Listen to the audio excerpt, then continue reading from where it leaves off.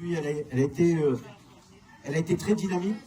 Je vous assure que partout, de Trèves jusqu'à Boucoiran, de Caveyrac jusqu'à Génolac, il y a des militants partout qui ont boité, qui ont diffusé, qui ont organisé des réunions publiques. Je pense qu'on est bien présent, dans cette campagne et que il devrait y avoir des résultats. Mais disons-le clairement, ce résultat, il sera l'œuvre de ce qui s'est passé au premier tour de la présidentielle. C'est-à-dire que cette dynamique, elle a commencé à ce moment-là, lorsque Jean-Luc Mélenchon a proposé avec ses équipes un programme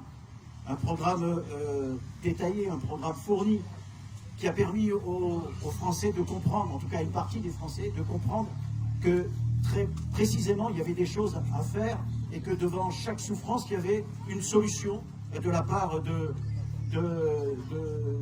la gauche, de la France insoumise au départ.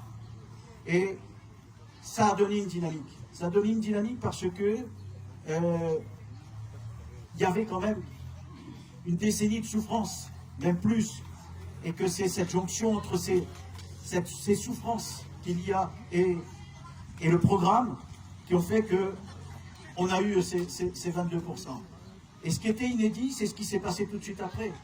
C'est-à-dire que la gauche a pu discuter rapidement, mais discuter sur le fond, et, comme le disait Sylvain, présenter des candidats dans chacune des 577 circonscriptions. Ça s'est pas fait sans mal, et je voulais quand même remercier Sylvain et Ghislaine d'avoir, eux qui voulaient aller au combat pour être au Parlement, d'avoir accepté de ne pas se présenter sur la 5e circonscription. C'était pas facile.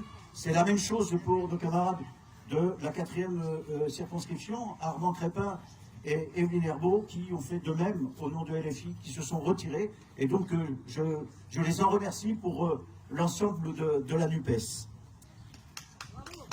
Ouais, je pense qu'il mérite d'être applaudi parce que c'était pas évident de ne pas faire cette campagne lorsqu'on se sentait de la faire et lorsqu'on avait commencé déjà, pour Sylvain et Ghislaine, depuis un certain temps.